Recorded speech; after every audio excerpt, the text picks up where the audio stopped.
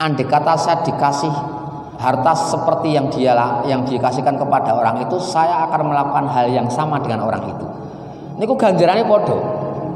Orang yang memberikan betul, yang bersedekah betul karena dia dikasih harta oleh Allah, dan orang yang punya keinginan andai kata saya diberi harta sama Allah seperti yang diberikan kepada orang itu, saya juga akan melakukan aktivitas seperti aktivitas yang dia lakukan. Iku ganjarannya podo.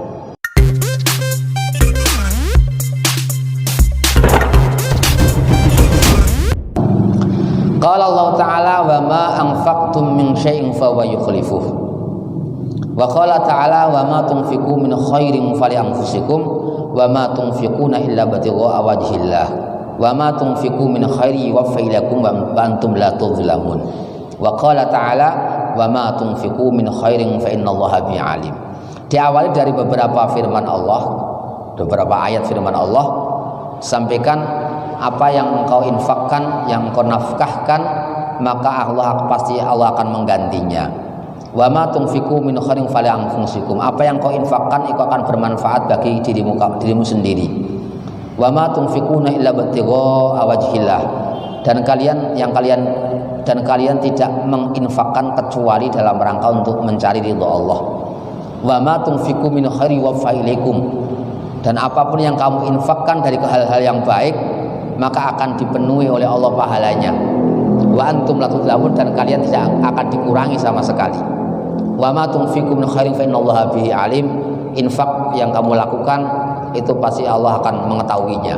Dan beberapa ayat yang lain yang menjelaskan anjuran tentang infak dan janji Allah bahwa ketika kita berinfak pasti Allah akan menggantinya, baik diganti di dunia ataupun diganti di akhirat atau di kedua-duanya. Jadi ada kedua-duanya. Orang yang dikasihkan di dunia tok gantinya, ada yang di akhirat tok, tapi juga ada yang di kedua-duanya itu kita dikasih ganti.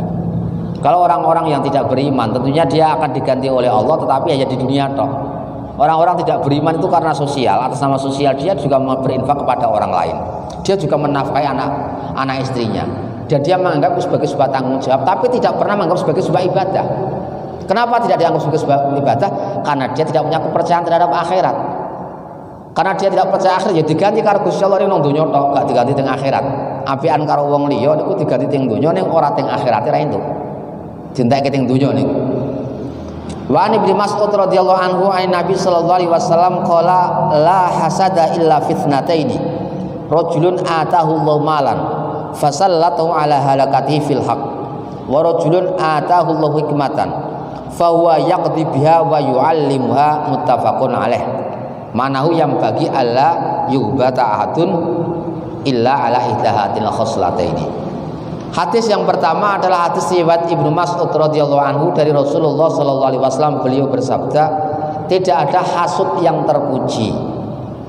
Okay. Tidak ada hasud yang terpuji kecuali dalam dua hal. Maksudnya ini hasud sendiri maknanya bukan berarti mana hakikatnya hasud, bukan gitu. Tapi kepengin wong ku ora ono sing pantes kepengin apa yang dimiliki oleh orang lain kecuali dalam dua hal.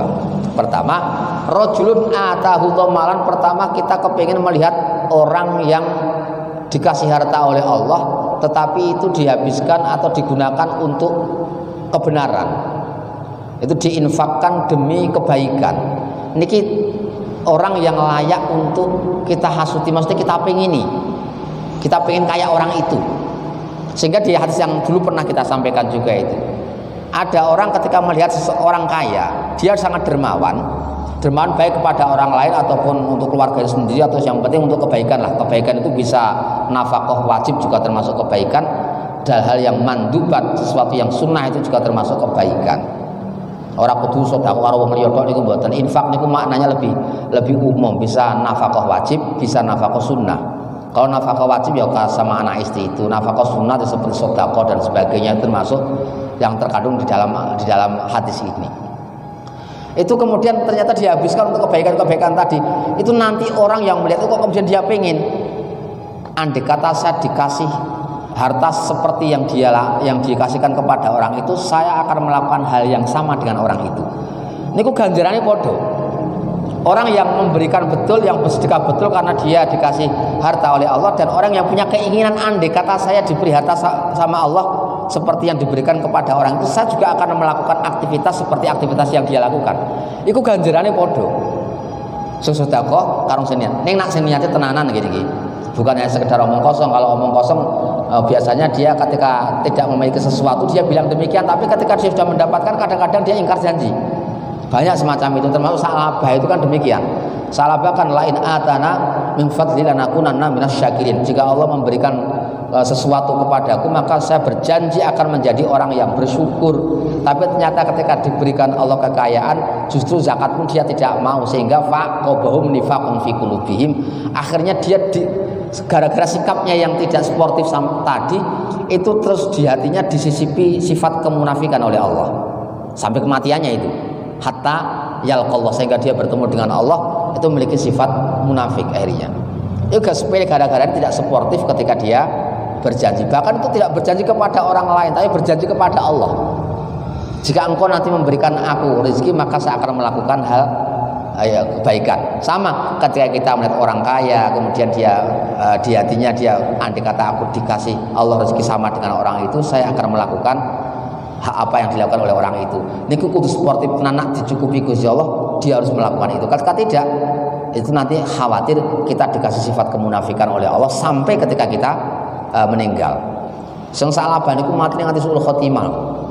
Dia sampai dia di akhir-akhir menjelang Rasulullah meninggal itu dia berusaha untuk mengasihkan zakatnya, tapi di hatinya sudah tidak sportif lagi. Dia mengasihkan zakat itu di hatinya tidak bisa total. Masih ada perasaan itu seolah-olah dipaksa ditekan dalam agama kita, sehingga Rasulullah menolak, diperintah oleh Allah untuk menolak itu, menolak zakatnya si Salabah. Karena Rasulullah menolak pada saat Abu Bakar berkuasa menjadi khalifah, itu masih hidup. Salabah juga mau memberikan zakatnya kepada Abu Bakar, juga menolak. Karena Rasulullah dulu menolak, maka saya menolak. Sampai Sayyidina Umar pun juga menolak, sampai dia meninggal pada saat Sayyidina Umar. Karena apa? Penolakan Rasulullah tadi itu berangkat dari wahyu. Karena ada faqobam nifaqum fi qulubihim hatta yalqauna niku wau, bahwa itu dikasih kemunafikan. Dia tidak berangkat dari kesadaran beragama, bukan, tetapi agar dia tetap bisa berada dalam komunitas muslim dan dianggap sebagai orang muslim, tapi dia sebenarnya punya sifat kemunafikan. Itu berbahaya. Mungkin kalau nanti matur, kita sportivitas itu perlu kita bangun bahkan ketika kita janji kepada diri kita sendiri. Ini mujahadah, jihad yang penting perlu kita lakukan. Membangun sportivitas itu jihad dengan diri kita sendiri. Kita berjanji dengan diri kita sendiri pun itu dianjurkan, diharapkan kita harus mewujudkan janji kita sendiri. Contoh, ketika nanti dia bilang saya tak tidur agak awal, nanti saya kalau malam tak bangun mau sholat. Itu kalau nanti kita bangun, kita harus sholat betul. Ketika tidak, besok-besok kita mau janji semacam itu, kita tidak dibangunkan oleh Allah. Karena apa? Tidak sportif. Sejak awal sudah tidak sportif kita. Nah, itu yang berkaitan dengan masalah ibadah. Apalagi dengan harta. Jika saya nanti dikasih Allah rezeki, meskipun tidak bersumpah. Kalau Salabah tadi kan bersumpah. Meskipun tidak bersumpah, jika saya nanti dikasih harta oleh Allah, saya akan begini. Ketika tidak sportif, maka itu awal dia akan disisipi sifat kemunafikan. Bahaya nih makanya. Yang pertama itu orang yang dikasih harta oleh Allah, kita kepingin seperti orang tadi. Yang kedua, warajun atahullahu hikmatan. Seseorang yang dikasih ilmu oleh Allah, dikasih hikmah oleh Allah, dikasih Quran oleh Allah. Hikmah ini banyak yang ditafsir dalam beberapa tafsir hadis dikatakan ilmu Al-Quran, ya syariat lah. Kemudian fahuwa yaqdi biha wa yu'allimuha. Dia menggunakan ilmunya untuk menentukan sikap, baik sikap dirinya sendiri atau sikap orang lain atau kasus orang lain. Wa yu'allimuha, dia juga mengajarkan apa yang dia berikan, ya apa yang dia dapatkan dari Allah tadi. Dia diajarkan. Niki orang yang layak kita kepingini. Pengen kaya wong sugih. Nak dadi sugih terus iso ngamal kaya ngamale wong lomo. Niku sing pengen ya ganjarane padha karo wong sing ngamal tenan wau. Sing kedua, pengen jadi wong alim dan berharap ketika dia alim sebagaimana orang tadi, dia juga akan mengamalkan sebagaimana orang alim tadi mengamalkan. Niki yo ganjarane padha. Nah, ini keinginan niki kepinginan tok niku ora gampang lho. Wong kepengin ngaten tok niku mboten gampang. Biasanya orang itu ketika dia melarat, itu dia pengen kaya itu agak dendam. Yang dendam nanti coba lihat kalau saya nanti kaya saya akan gini. Justru malah ada pikiran-pikiran kurang baik. Niki sering terjadi semacam itu. Umpamanya wong melaku liwat ana mobil liwat di pinggirnya adalah nyiprati. Ciprat mesti kudu mbek misuh, mbek dendam. Titeran langsung aku di mobil. Mesti ngoten. Saya akan melakukan hal yang sama. Lho niku lain niat sing gak apik. Kepengine dosane ya padha akhire ngeten iki. Ana wong sugih malah medhit. Niku nak nalike pe dosa. Ana wong kepengin sok aku nak sugih pengen kaya ngono kuwi. Ya dosane padha. Padha ketika dia melihat orang alim dan orang alim tadi ternyata dia buruk sikapnya. Nglakoni dosa istilahnya. Aku nang alim ya pengen kaya ngono kae. Iku dosanya juga sama meskipun dia belum alim, dosanya wis padha karo wong sing alim sing ora genah niku wae. Niku sama. Dan iki monggo kita tata niatnya lah. Artinya kita menuntut pengalaman, kita juga perlu melihat cerita-cerita orang dermawan agar membangkitkan semangat kita untuk mengikuti sirohnya. Di kepinginan kayak kono ganjarannya ternyata. Kita juga perlu melihat secara orang-orang alim, aktivitas orang-orang alim, ngerti niku tok niku ternyata kita kepingin bangkit kepinginannya, niku juga kita mendapatkan pahala yang sama. Niku pentingnya kita belajar sejarah. Wa anhu wallahu a'lam. Ya, kemudian bersama dengan